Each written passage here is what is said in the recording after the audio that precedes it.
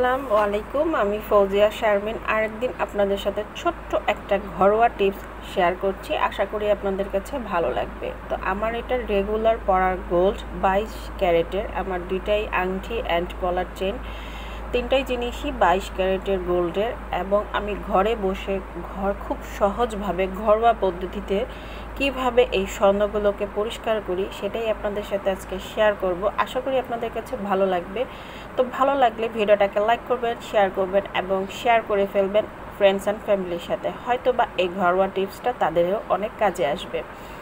তো আমি এখানে দেখিয়ে দিলাম যে আমার যে একটা আংটি আছে সেটার মধ্যে ফ্লাওয়ার ডিজাইন করা, গোলাপ ফ্লাওয়ার ডিজাইন করা আছে। সেটার মধ্যে কিন্তু ময়লা অলরেডি বসে গিয়েছে। গলার চেন হচ্ছে বেনি চেন, তো এটার মধ্যেও ময়লা বসে। তো আমি খুব একটা যে কষ্ট করবো তা না, খুব সহজে একটা জিনিস নিব, সেটা হচ্ছে একটা টুথব্রাশ, যেটা আমাদের এগুলো পরিষ্কার করার জন্য আমরা সবসময় আলাদা করে রাখি, এবং হ্যান্ড ওয়াশ নিয়ে নিয়েছি, বা আমরা যে হাত ধুই গ্লাক্স সাবান বা অন্যান্য যেটা যে কোনো সাবান হোক না কেন হাত ধোয়ার বা গোসল করার, যাই হোক, তো সেটাই আমরা নিয়ে নিব। সেটাতে দিয়ে এখন আমরা এই ব্রাশের সাহায্যে খুব সুন্দর করে চেনটাকে ডলে ডলে এবং আংটিটাকে ডলে ডলে পরিষ্কার করে নিব।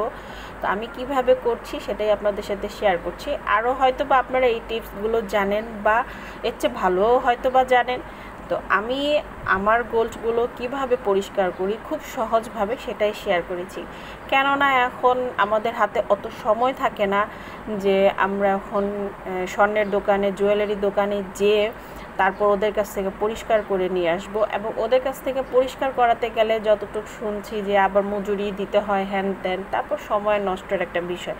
তার চেয়ে ভালো আমি এভাবে সাবান দিয়ে একটা ব্রাশের সাহায্যে ডলে ডলে পরিষ্কার করে নিলে, যে জুয়েলারি দোকানে যেভাবে পরিষ্কার করে দিবে নতুন একেবারে, সেরকম নতুনের মতো হয়ে যাবে।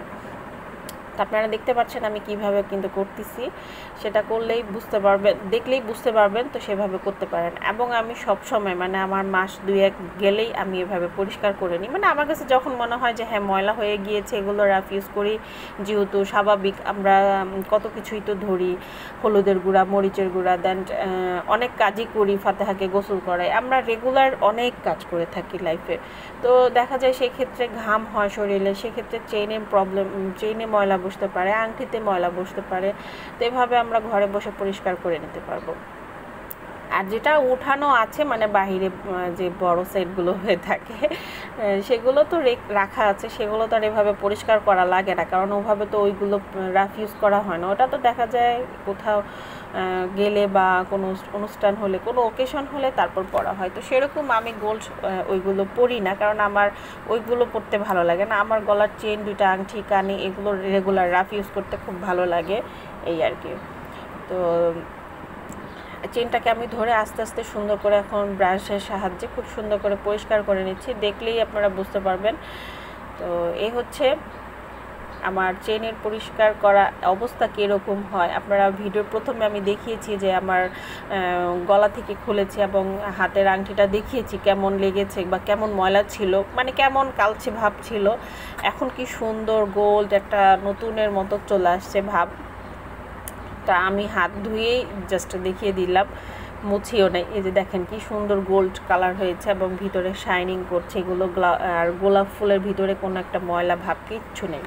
তো আজকের টিপসটা কেমন লেগেছে, ভালো লাগলে লাইক করবেন, শেয়ার করবেন এবং ফ্রেন্ডস অ্যান্ড ফ্যামিলির সাথে শেয়ার করে দিবেন, যেরকম এই ভিডিওটা দেখে তাদেরও কোনো কিছু হলেও একটু উপকারে আসে। আশা করি আপনাদের কাছে ভালো লাগবে। আর সবাই যে সব কিছু জানে তা না, কিছু মানুষের সামান্য কাজ দিয়েও অনেক কিছু শেখা যায়, ঠিক আছে।